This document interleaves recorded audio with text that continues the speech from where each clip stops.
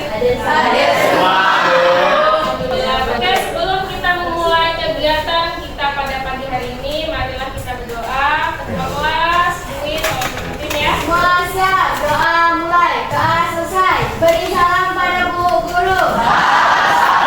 Assalamualaikum warahmatullahi wabarakatuh. Waalaikumsalam warahmatullahi wabarakatuh. Ya, terima kasih Bu sudah memimpin doa. Baik, karena hari ini semua hadir untuk menanamkan rasa nasionalisme kita, kita menyanyikan lagu Bagi Negeri. Boleh semua berdiri.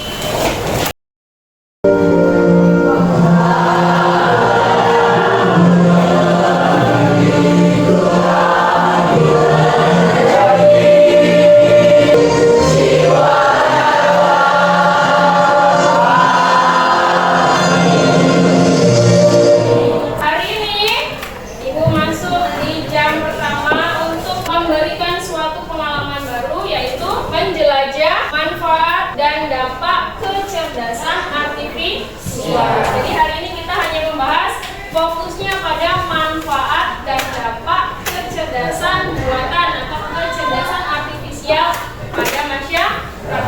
Jadi mudah-mudahan pelajaran hari ini bisa mengasihkan ya. Kalian paham, kalian termotivasi menjadi salah satu generasi yang bisa menciptakan teknologi AI yang dapat bermanfaat untuk kehidupan masyarakat. Kemudian setelah aktivitas kalian di dalam kelas akan Ibu nilai mulai dari kalian duduk sampai nanti presentasi sampai menghasilkan produk yang akan kita selesaikan pada hari ini. Oke, karena hari ini kita belajar tentang manfaat dan dampak dari kecerdasan artifisial. Sebelum masuk ke materi, apa sih manfaatnya mempelajari materi ini? Dia bisa jawab. Manfaat dari belajar teknologi coding adalah membekali diri untuk masa depan yang digital, meningkatkan kemampuan berpikir kritis, mengembangkan kesadaran etika dan tanggung jawab digital. Sehingga nanti kalau kita sudah belajar materi ini, minimal kalian bisa menyaring informasi yang masuk. Jangan main terima aja. Ada WA masuk, silakan klik tombol ini, nanti dapat bantuan. Pernah nggak begitu? Jangan main asal klik aja. Harus tahu informasinya dari mana, sumber yang jelas dari mana, gitu kan? Biar informasi data pribadi kita tidak disalahgunakan. Apa sih tujuan pembelajaran hari ini? Coba April baca April. Tujuan pembelajaran hari ini menganalisis dan mengidentifikasi. Kalian bisa satu menganalisis apa aja manfaatnya. Orang pakai teknologi apa sih manfaatnya? Ya enggak? Orang pakai teknologi ini bisanya ngapain? Kemudian setelah itu kalau orang pakai ini dampaknya apa kehidupan masyarakat tersebut? Ini tujuan pembelajaran kita hari ini. Kemudian langkah-langkah pembelajaran. Jadi guys, hari ini kita bakal diskusi kelompok. Kita gunakan metode problem based learning, pembelajaran berbasis masalah. Ada 5 langkah. Pertama nanti Ibu kasih orientasi masalah, ada beberapa masalah. Ibu kasih tahu dulu apa itu masalahnya.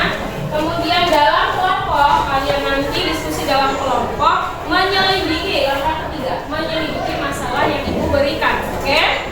Kalau sudah dianalisis, dipecahkan, baru kalian sajikan dalam bentuk presentasi kelompok. Nah, terakhir baru kita evaluasi jalannya diskusi. Ini langkah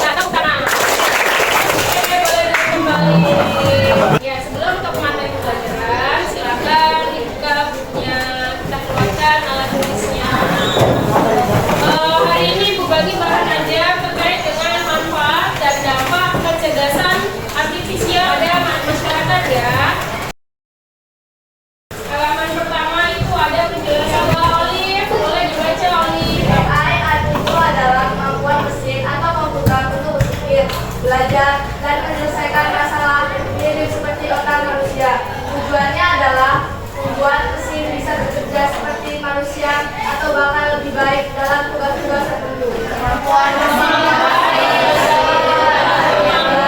mesin atau komputer menyerupai manusia, mulai dari berpikir, belajar, memecahkan masalah, mencari gambar, mencari letak, mencari genang, dan lain sebagainya. Dia itu bukan sihir, tapi merupakan program kita. Meskipun dia terlihat menakjubkan, semua adalah hasil dari apa nih?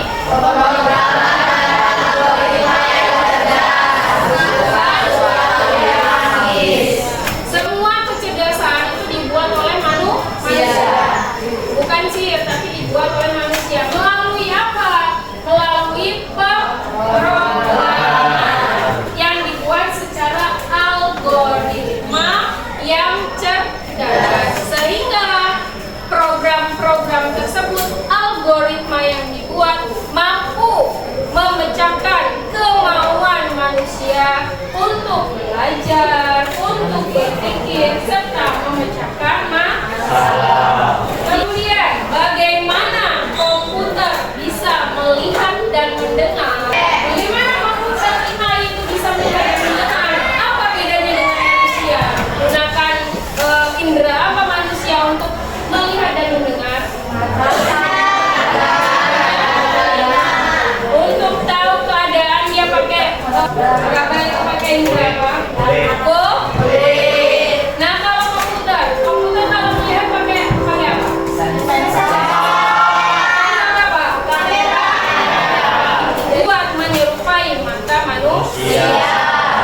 Kemudian, bisa kan komputer mendengarkan perintah kita ketika kita mau mengeluarkan suara? Google, saya mau makan. Mau apa yang enak hari ini? Ya nggak? Keluar dia suara kan? Direspon oleh komputer, oleh Google. Pakai apa mendengarnya? Mikrofon. Jadi bagaimana komputer bisa melihat dan mendengar? Nih, perbedaan komputer dengan manusia. Jadi baca cara manusia melihat dan mendengar. Mata visual, otak menggabungkan semua informasi sensorik untuk memahami dunia secara menyeluruh, lengkap dan dengan emosi dan pengalaman. nah, informasi yang ada pada ketiga indera ini akan direspon oleh otak. Bagaimana dengan komputer? Siapa yang merespon dalam komputer? Oke, coba Rafa, bagaimana cara komputer melihat dan mendengar? Kita juga punya sensor kamera, mikrofon, GPS, dan lain-lain. Contoh gambar, kumpulan angka, pixel, suara, pola, gelombang suara yang diubah jadi angka. Jadi tadi bedanya manusia dengan komputer. Manusia punya tiga indera, kemudian yang direspon oleh otak. Ada mata, telinga, kemudian indera perabanya adalah kulit. Disensor oleh otak, kemudian otak bekerja. Sedangkan komputer itu bisa melihat menggunakan kamera, bisa mendengar menggunakan mikrofon. Tapi yang mereka terima adalah program atau data. Data siapa yang masukkan? Manusia. Sampai sini ada yang mau ditanyakan? Tidak ada. Lalu kalau kalian sudah mengenal bagaimana cara komputer melihat dan mendengar, coba Yohanes bacakan. Sarapan PA dalam kehidupan sehari-hari. PA sudah ada di mana-mana. Kesehatan membantu dokter diagnosis penyakit. Inilah beberapa penerapan dalam kehidupan sehari-hari. Pernah lihat mobil tanpa pengemudi? Kemudian pendidikan, platform belajar adaptif. Contohnya apa?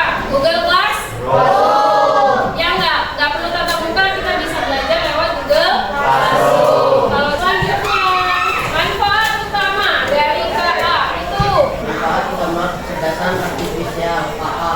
KA membawa banyak keuntungan bagi kita. 1. Efisiensi dan peningkatan produktivitas di bidang kesehatan, diagnosis, dan pengobatan. Di bidang keamanan, deteksi ancaman. manfaat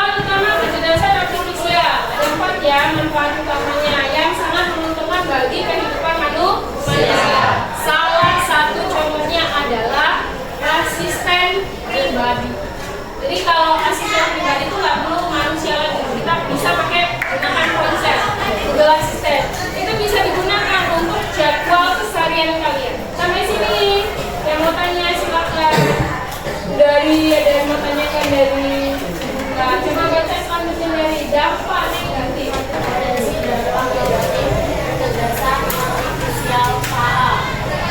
Namun, kita juga perlu waspada terhadap sisi lain KA. 1. Ketergantungan. Manusia jadi kurang berpikir kritis atau mengambil keputusan sendiri. 5. Kesenjangan digital. Akses dan pemanfaatan KA yang tidak merata di masyarakat. Jadi ada loh potensi dari manfaat KA yang menimbulkan dampak negatif. Misal ketergantungan, apa sih contohnya yang ketergantungan itu? Bisa sebutkan nggak sih? Apa Din? Pengalaman pribadi pasti Dina. Ya kan? Ngerjain tugas karena males baca buku, akhirnya pakai Google, ya enggak? Tinggal foto, cekrek, ya. Apa jawabannya? Kamu semua di situ. Kemudian isu etika dan privasi. Nah ini yang kita lihat dapat menyebabkan penyebaran data pribadi. Bahaya nggak tuh? Sudah ada yang pernah belum kasusnya di antara kalian? Misal KTP orang tua dipakai untuk dol, padahal bukan kita yang daftarin, orang lain. Pengangguran, apa contohnya? Iya, kinerja manusia digantikan oleh AI. Kesenjangan digital, akses pemanfaatan KA yang tidak merata. Contoh realnya adalah pemanfaatan teknologi di sekolah mana? Desa-desa dengan sekolah kota pasti beda kan? Di sana mungkin teknologinya sudah lebih canggih dari kita. Kita mungkin di sini masih menggunakan proyektor ini. Nah mungkin di Jakarta sudah pakai layar sentuh. Jadi itu nggak boleh balik pencet gini, tinggal sentuh aja gini. Tek tek tek, ya nggak? Itu namanya kesenjangan. Coba Del, baca masalahnya Del. Abdi seorang petani jagung di Sumerkadi. Punya lahan batu yang unik namanya Inal Wijaya Benang Jagung. Ini bukan benang biasa loh. Para tetangga petani lainnya berpaling berpandangan. Wah keren juga ya benang benang jagung itu, kata salah satu dari mereka. Tapi kalau semua pakai benang begitu, nanti siapa yang masih rajin melihat ke setiap tongkol jagung satu persatu? Ya, coba dinar. Baca Mas. Masalah yang kedua. Sisi lain, para nelayan di kampus yang sedang berkomunikasi. Mereka punya aplikasi di ponsel yang bisa. Ada beberapa kali aplikasi itu memberikan informasi yang memaksa jauh, sehingga nelayan pulang dengan tangan kosong. Bahkan ada yang sempat tersesat karena percaya penuh pada aplikasi tersebut. Iya, oke, terima kasih Dinar. Oke, hari ini tuh mau kasih kalian suatu masalah. Nah, sebelum masuk ke masalah, Ibu mau kalian berpindah kelompok ya, berpindah kelompok, menyalurkan segala informasi tentang masalah ini bersama kelompoknya.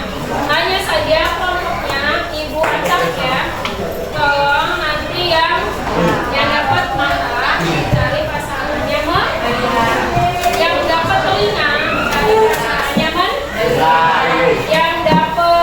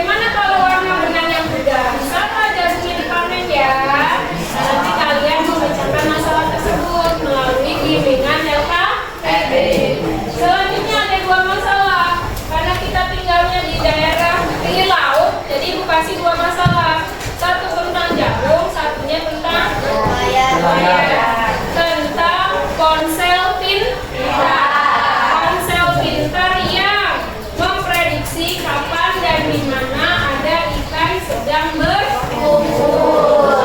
Yang membuat para nelayan memudahkan untuk mencari ikan. Namun suatu hari ponsel tersebut, teknologi tersebut malah membuat nelayan pulang dengan tangan kosong. Kenapa kok bisa pulang dengan tangan kosong? Kenapa kok bisa tersesat? Pasti ada masalah kan? Nah, ibu minta masing-masing kelompok untuk mendiskusikannya masalah yang ada di LKPD dengan membaca petunjuk penggunaan yang ada di halaman pertama. Ya, informasi umum, profil lulusannya jelas ya. Kemudian ada petunjuk pengerjaan. Baca setiap instruksi dengan cermat. Bekerjalah secara berkelompok. Diskusikan setiap pertanyaan dan skenario dengan teman kelompok. Jawab di LKPD-nya. Oke? Jawab langsung di LKPD. Kemudian persiapkan hasil diskusi untuk dipresentasikan. Waktunya udah lama, Ibu kasih cuma 30 menit. Kemudian jangan lupa nanti ada yang berperan sebagai robot. Ada pertanyaan? Silakan mulai bekerja secara berkelompok.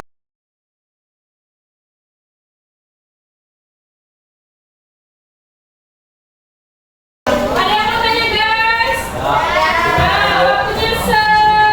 lagi.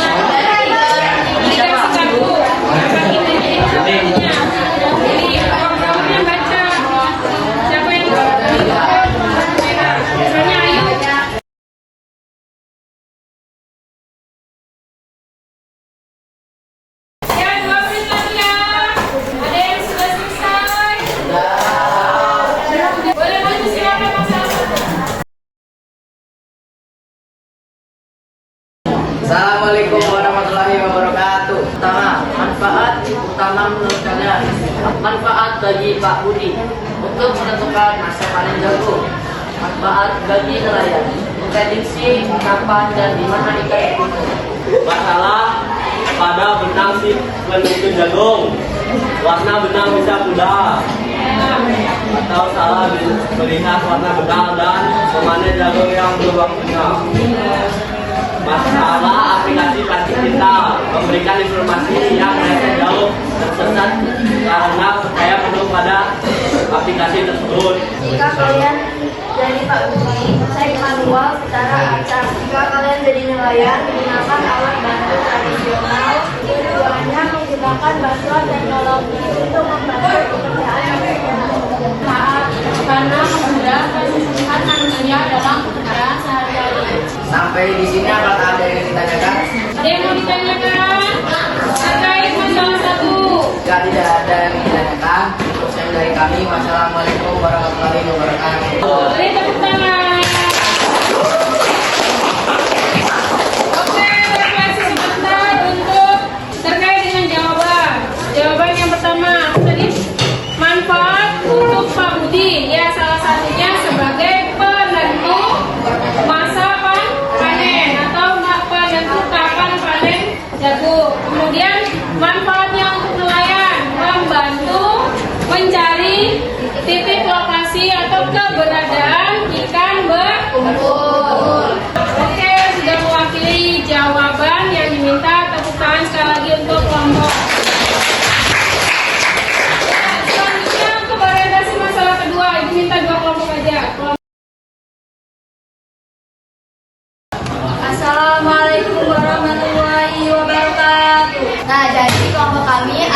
robot, yaitu namanya robot Gemoy yang akan merespon data yang programmer akan berikan kepada robot tersebut.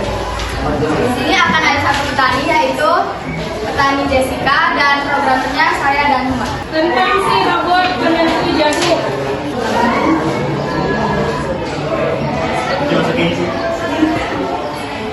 Jagung tidak mudah.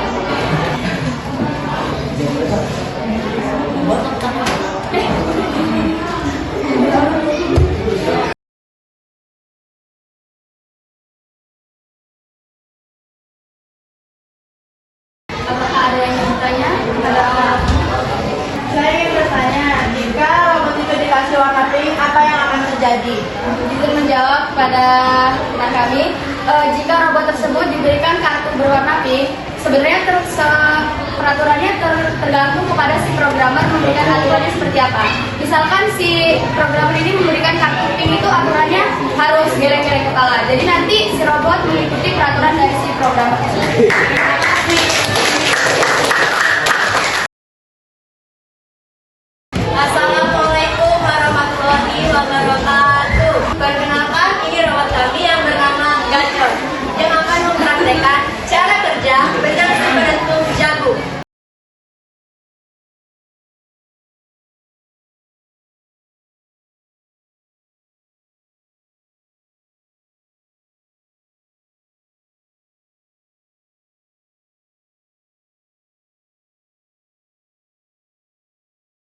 Ya, tepuk tangan untuk Bagaimana jika setelah diberikan kartu jagung berwarna biru, warna yang tidak ada di aturan? Apa yang dilakukan si robot? Mengapa si robot akan membiarkan kepala karena warna biru tidak ada? Apakah ada yang ingin bertanya? Mengapa robot bisa menangkap dua warna sekaligus? Karena robot memiliki sensor tertentu untuk mendeteksi warna tersebut. Apa respon robot jika dimasukkan 5 kartu sekaligus? Jika robot dimasukkan di robot akan tetap merespon sesuai dengan pemrograman yang Bagaimana jika si programmer ini masukkan dua kartu dengan warna yang berbeda? Salah satu dari kartu tersebut ada datanya dan salah satu tersebut tidak ada. Robot tersebut akan mendeteksi bagian warna yang ada dalam pemrograman. Tapi jika kartu yang tidak termasuk dalam pemrograman, robot itu akan tidak mendeteksinya. Yang mendeteksi hanya warna yang dapat dideteksi oleh cara dia identifikasi biar kayak ternyata ini nggak ada, itu ditentukan dengan